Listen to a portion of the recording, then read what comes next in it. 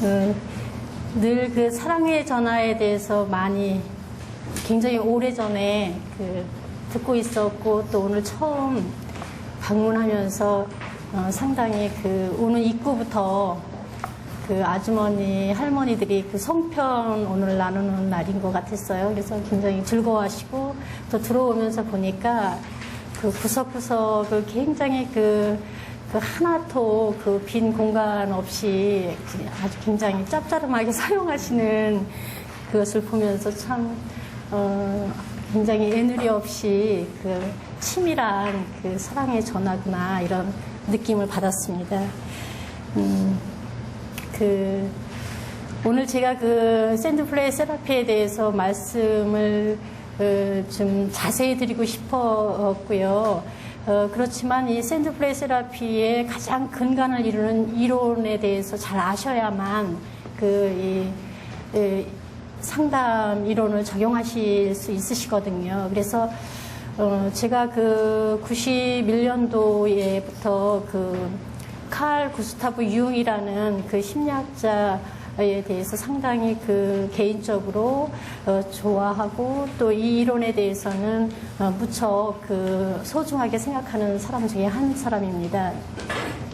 그래서 이 이론을 바탕으로 한 것이 샌드플레이 세라피인데, 우선 조금 후에 자세하게 말씀을 드리겠지만, 여러분들이 시간이 제가 많으면 상자라든지 이런 부분을 자세히 슬라이드로 보실 수 있지만, 설명만 잠깐 드리고, 언제 기회가 되시면 저희 상담소에 방문을 하셔도 좋고요. 그 다음에 또 다른 만남의 시간을 가지면 더 구체적으로 표현을 할 수 있을 것 같습니다. 샌드플레이 테라피는 샌드박스라 그래가지고 요만한 모래상자가 있습니다.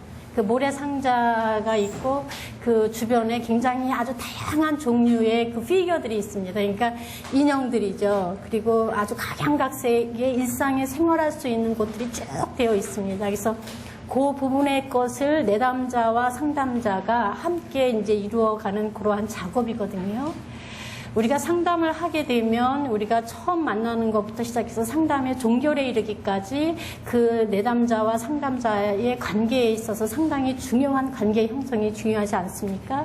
그래서 그러한 부분에 있어서 기본 이론을 적용하는 것은 샌드박스 자체가 우리들 마음이다. 내담자 자체의 마음을 여러 가지 피규어들을 통해서 표현하면서 표출을 통해서 지금 통합해가는 과정 중에 내담자가 마음이 정리가 되고 굉장히 편안한 상태로 될 때, 이때 상담의 종결에 이르게 됩니다.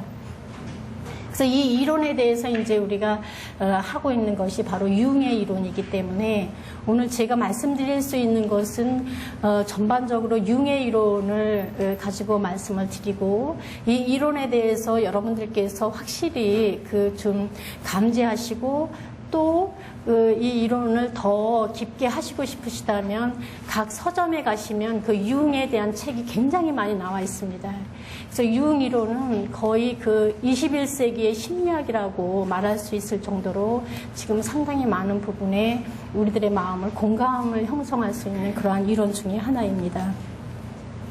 샌드플레이 세라피에서 종결에 이를 때 다 됐다, 거의 다 이 사람은 통합된 사람이다 라고 생각할 때 융 이론의 개성화의 과정에 대해서 많은 부분을 이야기합니다.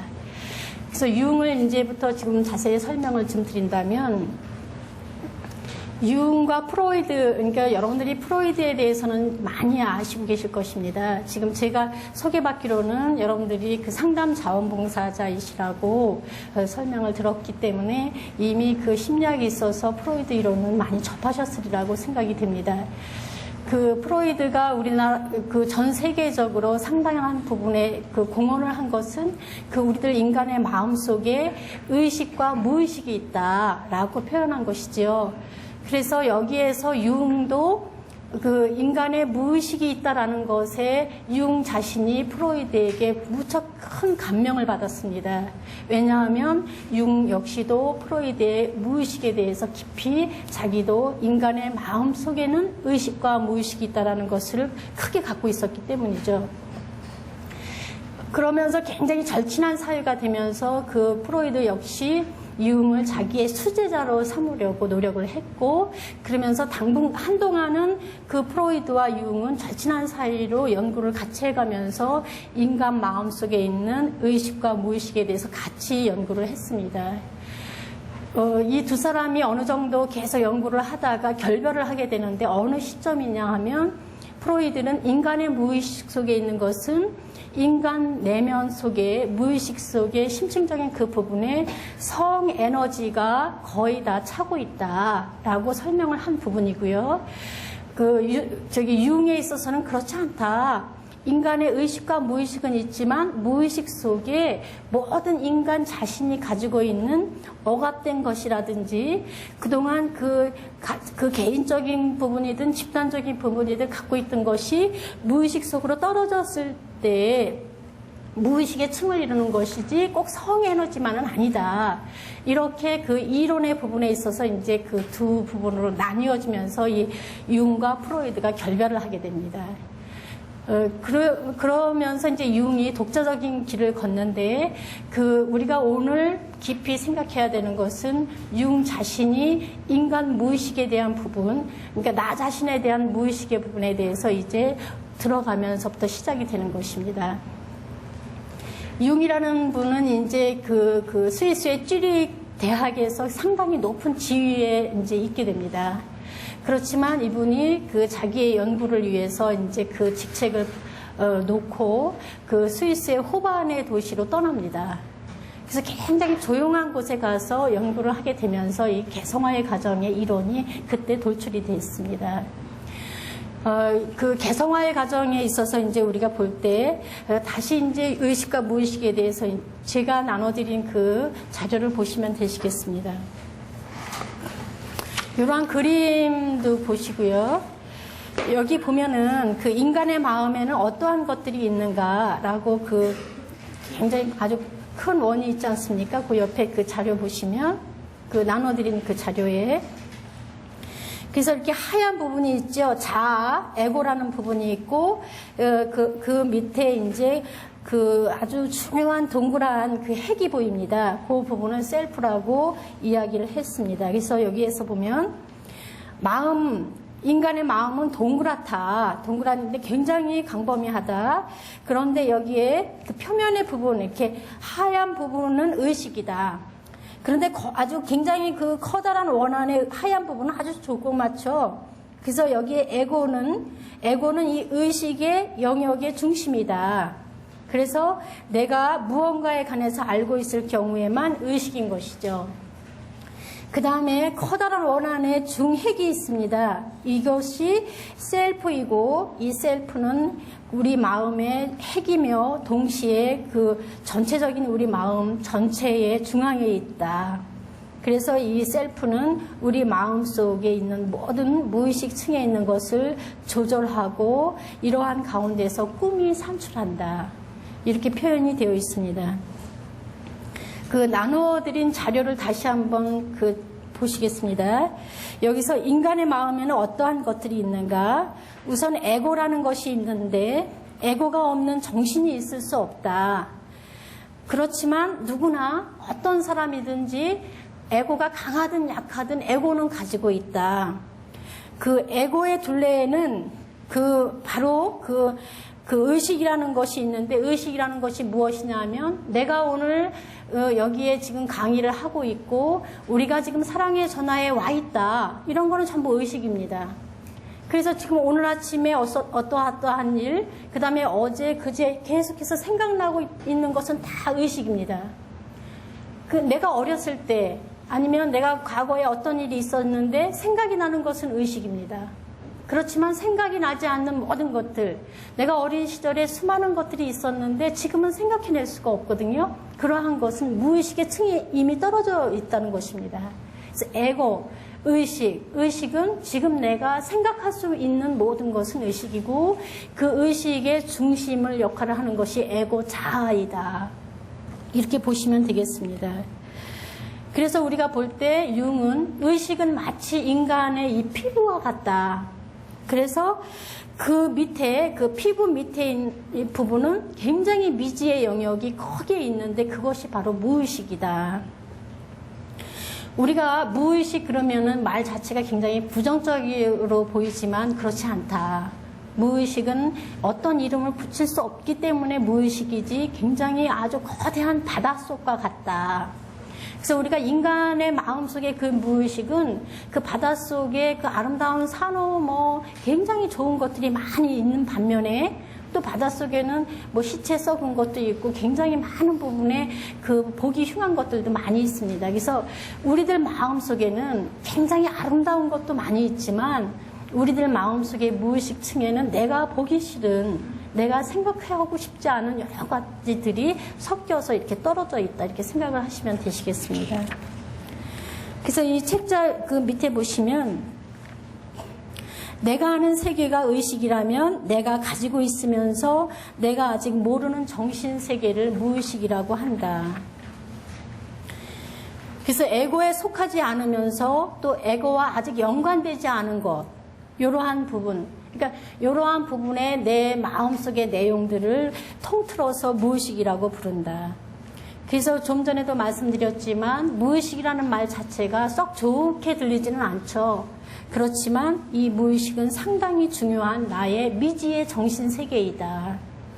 그래서 우리가 볼 때 이 무의식이 나한테 어떤 혹이나 굉장히 생각해내고 싶지 않은 그러한 그 좋지 않은 것이 아니라 무의식 속에 있는 것은 나의 가능성, 나의 창조성, 나의 무지무지한 그 더 깊게 들어갈 수 있는 굉장히 창조적인 부분을 갖고 있는 그 아름답고도 심오한 것이다. 그래서 우리가 인간을 우리가 중요시하고 인간 자체에 대해서 우리가 굉장히 어떤 인간이라도 거리에 있는 사람이라도 보잘것없는 사람이라도 굉장히 그 남한테 보이지 않는 사람이라도 우리가 굉장히 중요시하고 지금 우리가 사랑의 전화의 하나의 상담원으로서 계속 우리가 그 사람들을 위해서 봉사하고자 하는 것은 한 사람 속에 있는 무의식에 굉장히 아름답고 그 독특하고 그 사람만의 존엄한 그러한 부분이다. 그래서 융이 어떻게 이야기했냐면 우리 인간은 고대로부터 굉장히 중요하게 생각을 했죠. 그래서 우리가 단군 신화에 있어서도 우리 홍익 인간부터 시작해가지고 우리나라 자체만 해도 그 인간의 중요성은 계속 어떠한 방법으로 계속 이야기를 해왔습니다. 그런 마찬가지로 고대의 그 원시인들도 그 인간의 마음속에는 다이몬이다. 인간 마음속에 굉장히 깊고 깊은 곳에 중요한 것이 있다. 그래서 그것을 다이몬이다 이렇게 이야기를 했고 거의 바알의 넋을 숭상하는 그러한 사람들도 인간 마음속에는 바알의 넋이 있다. 그리고 나스카피 인디언들은 에스터페어 이래가지고 굉장히 위대한 사람이 있다. 그래서 굉장히 많은 사람들이 인간을 굉장히 소중하게 생각하고 마음대로 하지 못했던 것은 그 무의식 속에 있는 그 무의식 속에 있는 그 셀프이기 때문에 그렇다. 이렇게 생각하시면 되시겠습니다. 그 무의식을 다시 한번 설명을 드리면 인간의 무의식에는 이 그림 2에서 보시다시피 맨 윗부분에 그 개인적 무의식이 있습니다. 처음에 의식이라는 층에 에고가 있고 그 다음에 이제 개인적 무의식으로 들어갔는데요. 이 개인적 무의식은 나 한 사람이 개인적으로 태어나서부터 지금까지 가지고 있었던 모든 의식에 있던 것이 무의식으로 떨어진 거, 그것이 개인적 무의식입니다. 집단적 무의식은 뭐냐 하면 인류와 그 우리들의 종교라든지 인류애라든지 우리가 한 인간이라는, 그리고 우리나라 그 대한민국의 한 사람이라는 이러한 부분이 집단적 무의식입니다. 그래서 우리가 지금 여기에 국내에서 있을 때는 그냥 뭐 같은 한국 사람이기 때문에 의식을 못 합니다. 그렇지만 외국에 간다든지 뭐 일본에 가 있다든지 미국에 가 있다든지 뭐 동남아에 가 있을 때 벌써 많은 사람들 속에서 한국인을 찾죠. 그거는 집단적 무의식이 동하기 때문에 그렇습니다. 내가 한국이라는 거. 그 다음에 한국 안에서도 뭐 고향이 뭐 서울이냐 아니면 뭐 어디냐 뭐 강원도냐 뭐 전라도냐 경상도냐 따지는 것은 그 지역 특성의 집단적 무의식 때문에 그렇습니다. 이 집단적 무의식은 또 종교적인 색채도 많이 띠는 것이 옛날부터 고대에 이르러서 지금까지 각양각색의 종교적인 행태가 있습니다. 우리가 의식을 치르고 지금 캐톨릭이라든지 또 개신교에 또 무슨 파가 있다든지, 지금 한참 전쟁에 있는 이슬람교도가 있다든지, 여러 가지 불교가 있다든지, 그러한 종교적인 색채에 있어서도 집단적인 무의식이 동하기 때문에 그렇습니다. 그래서 우리는 인류라는 거, 인간이라는 거, 이런 거 전부가 집단적 무의식이고, 나 개인적인 부분은 개인적인 무의식에 속하게 되는 것이죠.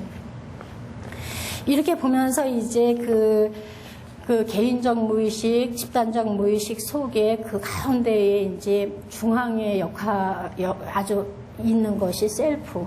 그러니까 무의식의 가장 중핵은 셀프이고, 의식의 중심은 자아이다, 에고이다. 그러니까 셀프는 자기이고, 에고는 자아이다. 이렇게 생각을 하시면 되겠습니다. 그러면 이제 가장 중요한 자아하고 셀프에 대해서, 자기에 대해서 좀 더 살펴보겠습니다. 자아는 의식에 있어서 굉장히 중요한 부분인데, 특히 전체성을 가지고 있다.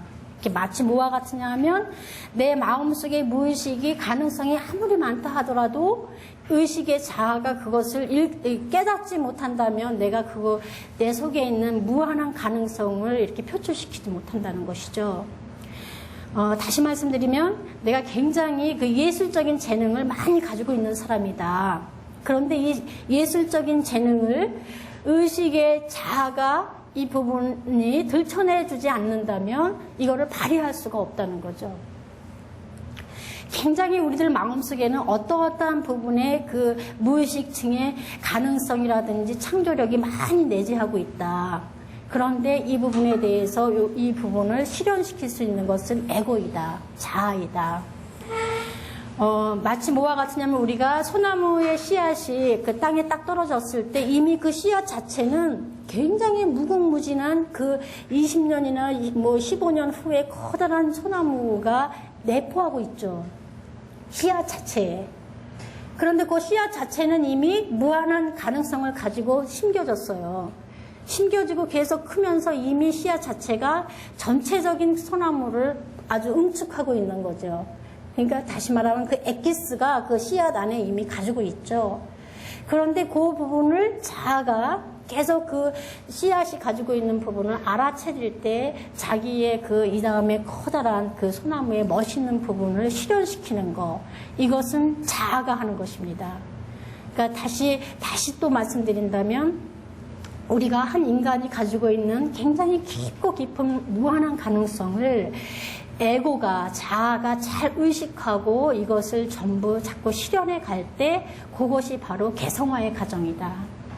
개성화는 내가 가지고 있는 에고가 가지고 있는 것을 실현해 가는 자아 실현이다. 그래서 우리가 개성화의 과정이 잘 된 사람, 이 사람은 자기가 가지고 있는 독특한 자기를 잘 표현한 사람이다. 개성화의 과정을 잘못 생각하면 높은 학식이라든지 높은 지위라든지 그런 사람이 개성화의 과정이 잘 되었다고 생각할 수 없습니다.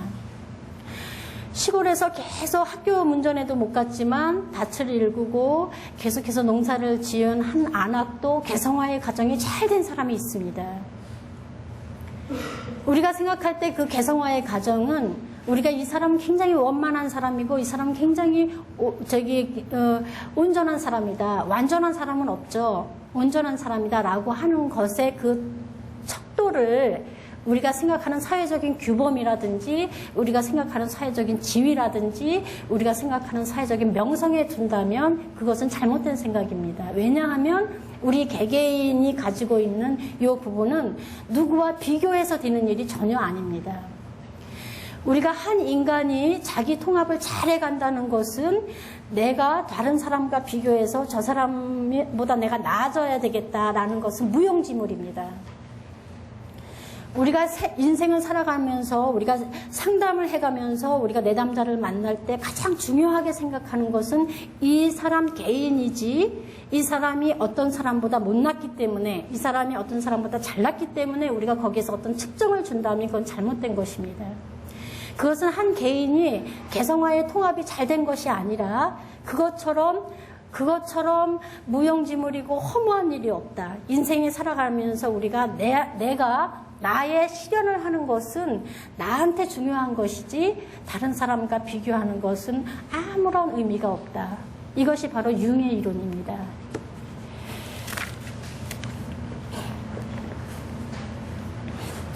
한 개인은 개성화의 과정이 목표이다. 우리는 나의 실현이 목표이다. 우리의 목표는 다른 것이 아니라 내가 가지고 있는 무의식에 있는 나의 가능성을 내 의식에 있는 내 에고가 알아채서 이것을 발휘해가지고 내가 굉장히 내가 받은 씨앗에서 가지고 있는 것을 그 하나의 소나무로 이렇게 피어나는 거. 그래서 소나무가 이렇게 땅에 심어져 가지고 바람이 이렇게 분다든지 햇볕이 이쪽으로 쏠린다든지 땅의 토양이 어떻다든지 이래서 이 소나무가 이렇게 뻗었다. 그것이 그 소나무의 전체적이면서 그 소나무 자체가 잘 된 것이지. 왜 이 소나무가 왜 나는 맨날 그 뿌리를 뻗으려고 그러면 여기 돌멩이 있나? 왜 여기 이렇게 하면은 왜 나 이렇게 잘못하게 해놨는데 맨날 불편하고 왜 저쪽 소나무는 저렇게 똑바로 했는데 나는 왜 이렇게 됐나? 그렇지만 계속 저쪽 소나무 보고 나 불평하고 이러는 것은 나의 자세가 아니다. 나는 햇빛이 이쪽으로 이렇게 왔기 때문에 바람이 이런 바람이고 내가 저기 어떤 토양에 심어졌기 때문에 나는 이렇게 멋있는 근사한 이렇게 생각하지도 못했던 아주 훌륭한 그런 소나무가 된 것이거든요. 그것이 바로 개성화의 과정이고 자기 실현이다. 누구도 어떤 소나무처럼 그 소나무로 되라는 법은 없다. 그리고 그 소나무로 될 필요도 없다. 나는 그냥 내대로의 내 소나무가 되면 되는 것이죠. 이게 바로 우리가 사람을 상담을 해갈 때 그 내담자가 가지고 있는 그 가능성을 살펴보면서 그 가능성을 믿으면서 그 내담자만이 고유의 가지고 있는 그 독특한 그 가능성을 잘 실현할 수 있도록 하는 거. 이것이 바로 우리가 상담자가 하는 일이고 그 내담자가 그런 부분을 터득해 간다면 그것은 상당히 좋은 관계로 잘 통합된 상담이라고 볼 수가 있겠죠.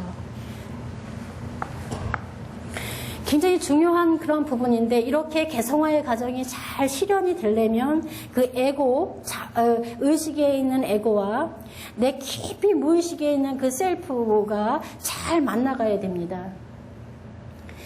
그 셀프에 있는 무한한 가능성이라든지 그 셀프가 가지고 있는 그 중핵, 그 셀프가 계속 이렇게 있으면은 에고는 너무너무 그 셀프를 만나고 싶어 하죠.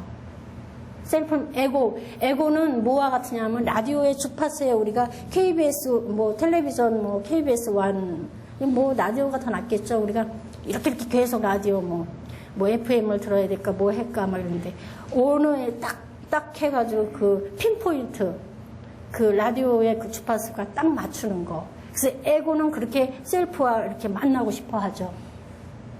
그래서 우리가 통합이 잘 되어간다. 이런 부분은 이 내 에고가 내 속에 있는 무한한 가능성인 셀프와 자꾸 이렇게 만나간다.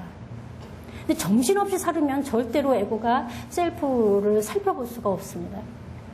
우리 에고는 두 가지의 주파수를 가지고 있어요. 하나는 내 내면적인 거, 하나는 내 외면적인 거. 그래서 외면적인 부분에 대해서는 조금 이따 말씀을 드리겠습니다. 실제적으로 개성화의 과정에 있어서 이제 우리가 나의 실현을 하는데 항상 내가 내 인격의 손상을 받게 되는 그 손상이라고 우리는 생각을 합니다. 왜냐하면 어떤 상처를 받거나 어떤 부분이 내가 뜻한 대로 잘 되지 않으면 나는 인격에 어떤 상해를 입었다. 이렇게 생각을 할 수 있는데 그것은 굉장히 획기적인 기회입니다. 우리가 살아가는데 위기 상황을 많이 맞이하는데 그 위기 상황이 절호의 찬스입니다. 그래서 그 에고가, 의식에 있는 그 에고가 이 절호의 찬스인 위기 상황을 부정적으로만 보고 왜 나한테 또 이러한 문제가 생겼냐, 나한테 왜 또 이러한 위기가 왔느냐라고 계속해서 그것을 부정적으로 도전을 하는 방법이 있고, 또 한 가지는 에고가 나한테 또 좋은 그 절호의 찬스가 왔구나 라고 하면서 침묵하면서 그 셀프의 그 움직임을 잘 살펴볼 때 움직임이 밑에 있다는 거죠. 그래서 그러한 부분에 있어서 우리가 잘 받아들이는 것이 좋다. 그래서 보통 많은 사람들이 위기 상황이 되면 그 부분에 대해서 쩔쩔매고 당혹스러워하고 이렇게 하다 보니까 절호의 찬스를 다 놓친다, 이렇게 생각을 하시면 되겠습니다. 이 부분을 다시 한번 보시면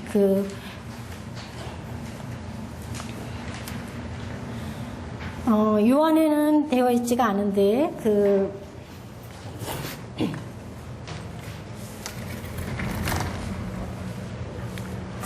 동그란 원이 있고요. 그 다음에 여기 부분에 그 의식이 있었고, 여기 굉장히 중요한 중핵이 있었습니다, 아까. 그리고 이 이렇게 하얀 부분에 이렇게 다 까맣죠? 여기는 전부 여기는 전부 무의식이거든요. 그런데 그 의식 부분에 요 아주 뒷부분에 지금 까맣지도 않고 하얗지도 않은 그 의식과 무의식의 중간 요 부분을 우리가 그림자라고 이야기를 하고요. 그 다음에 이 무의식 중에 이렇게 뭉글뭉글한 것들이 이렇게 있습니다.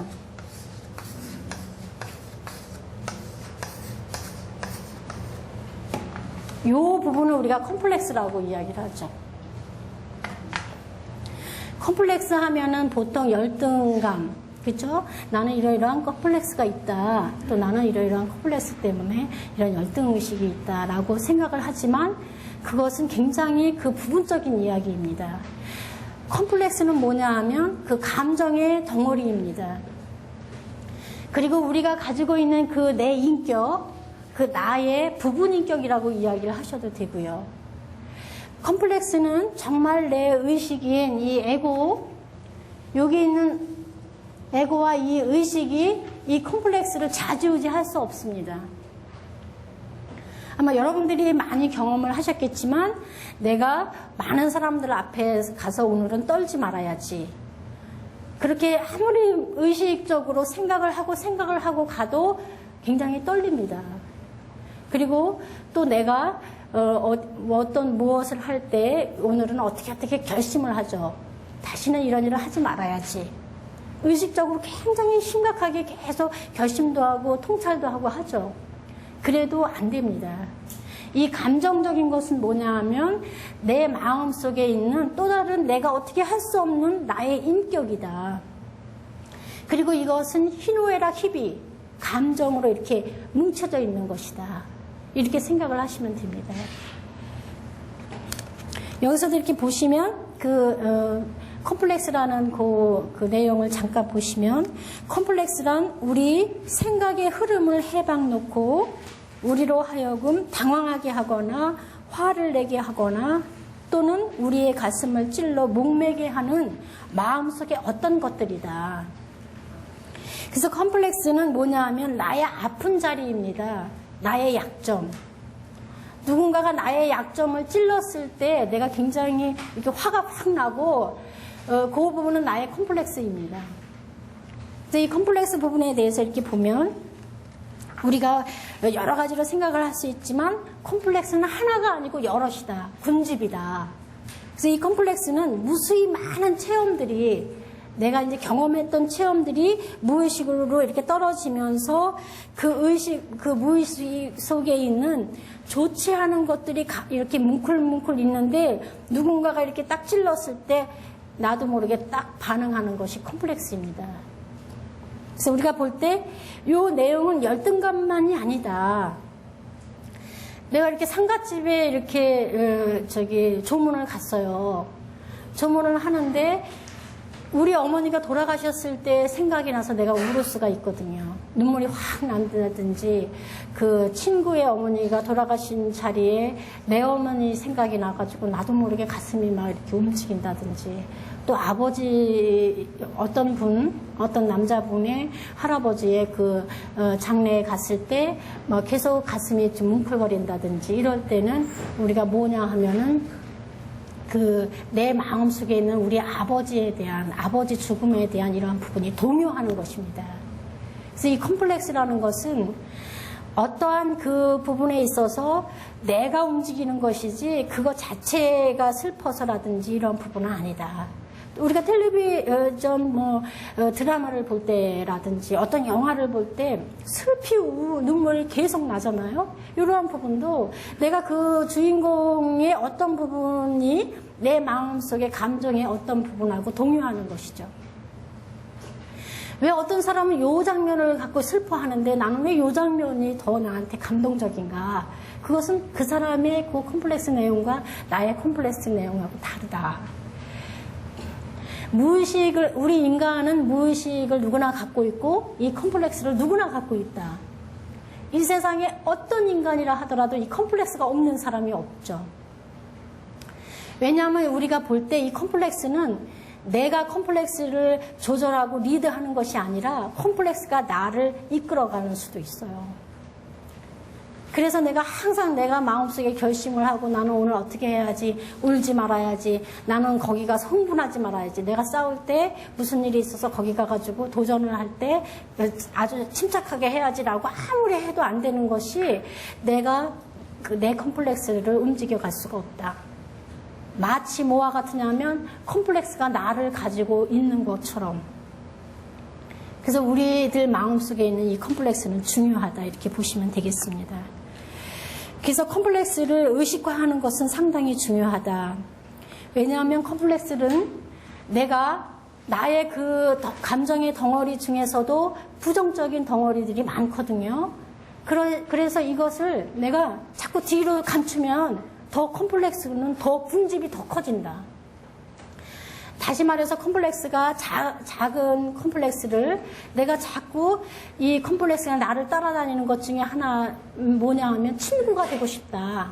이 부분 인격이 나의 무의식인 나한테 자꾸만 가까워지고 싶어 해요. 그래서 이 컴플렉스가 자꾸 동하는데 마치 인격을 가진 사람들은 이게 나한테 좋지 않은 것이기 때문에 뒤에 가서 숨어라. 이 두더지 게임 하듯이 여기서 조금 감정적인 게 좋지 않은 게 나오면 딱 때리면 요게 나오고 난 맨날 때리다가 볼일 못 보는 거죠. 차라리 때리는 것보다는 튀어나오는 거에 대해서 내가 이렇게 바라보고 아 이것이 내 모습이다 라고 생각해서 내가 이렇게 하게 되면 이 컴플렉스가 점점 작아지겠죠. 그렇지만 내 컴플렉스에 대해서 자꾸 뒤로 숨어라. 너 왜 지금 또 나왔어? 지금 이 자리에서 네 컴플렉스가 또 이렇게 드러나면 난 어떻게 해? 계속해서 감추고 하다 보면 더 큰 분배가 돼버린다. 이렇게 생각을 하시면 되시겠습니다.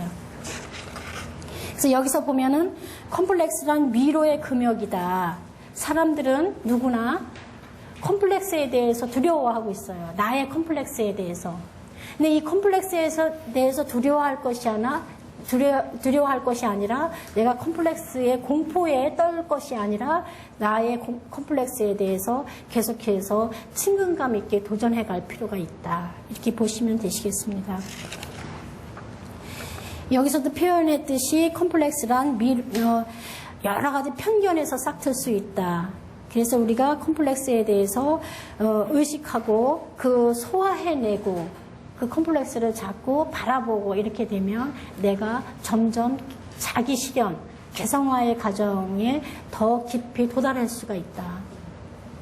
왜냐하면 이 컴플렉스는 무의식 층에 굉장히 이렇게 뭉클뭉클하게 나를 괴롭히는 것 중에 하나이거든요. 이렇게 보시면 되겠습니다. 그 다음 중에 또 우리들 마음속에 있어서 나를 조금 괴롭히는 것 중에 하나가 아까 말씀드렸듯이 이 그림자입니다. 이 그림자는 의식에 있어서의 에고와 이 무의식에 있어서의 그 부분의 접경선에 있습니다. 그래서 우리가 볼 때 내가 내 컴플렉스를 잘 볼 수는 없지만 그림자는 그래도 볼 수가 있습니다. 여기에 있기 때문에 우리가 의식은 이 에고가 다 생각하는 것이죠. 그런데 이 그림자도 역시 에고가 생각을 할 수가 있습니다. 어떤 부분이냐 하면 그림자는 의식에 있어서의 그 무의식으로 가기 바로 직전에 이렇게 막처럼 있기 때문에 내가 누구한테 가장 내 그림자가 많이 나타나냐 하면 친한 사람 중에서도 우리 어머니 아니면 우리 딸 아니면 언니 뭐 남편 또 시어머니 이렇게 친하다기보다는 가깝게 같은 공간에 있거나 늘상 저 사람을 이렇게 볼 수 있는 사람들한테 그림자가 많이 내 그림자가 보입니다. 우리가 어떤 사람만 보면 계속 괜히 신경질이 나고 그냥 싫어져요. 그리고 그 사람에게 하는 말투 또 그 사람이 어떻게 행동하는 것 자체도 싫다 이거죠. 왜 그럴까? 저 사람 주는 거 없이 밉다. 그것은 그 사람 자체가 문제가 있는 것이 아니라 내가 가지고 있는 내 그림자가 그 사람을 통해서 보인 것입니다. 누구나 내 그림자를 내가 볼 수 없거든요. 다른 사람이 내 그림자를 볼 수 있죠.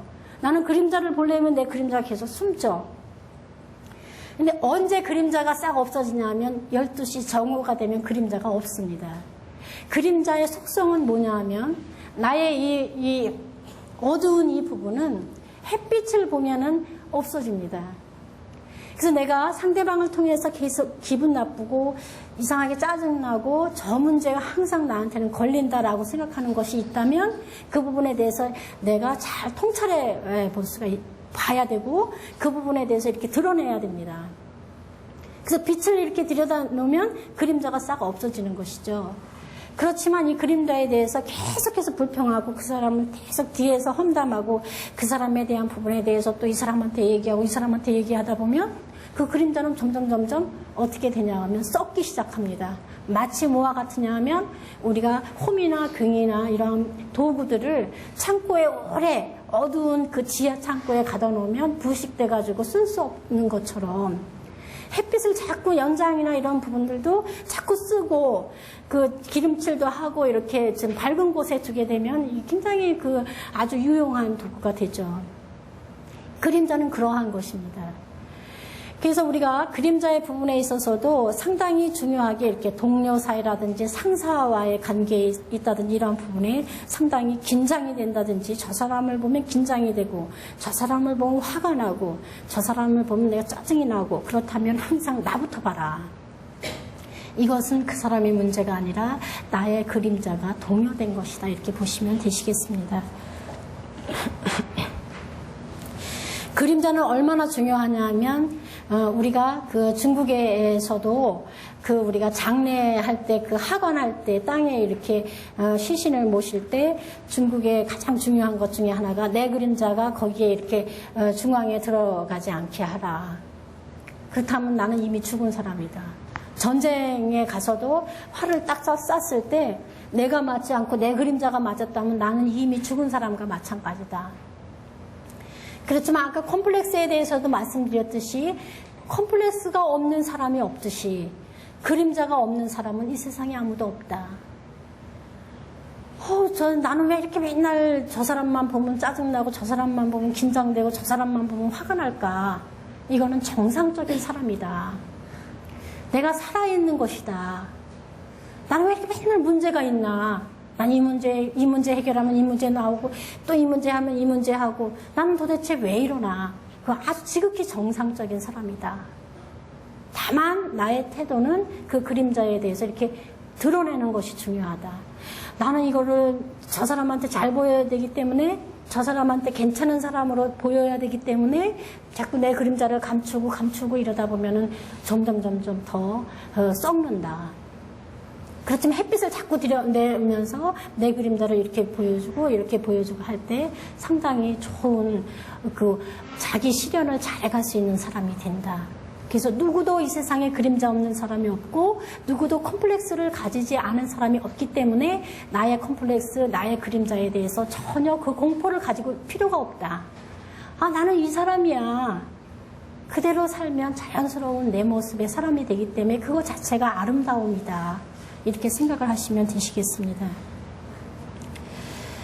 우리가 볼 때 그 그림자는 의식의 바로 뒷면에 있기 때문에 그 지금도 말씀드렸듯이 어두운 창고에 내버려진 곡식이나 연장과 같다. 그래서 오랫동안 두면 곰팡이가 나고 녹이 쓴다. 이렇게 생각을 하시면 되기 때문에 내가 가지고 있는 그림자의 그 부분을 자꾸 의식화해가지고 미분화시키는 것이 좋다.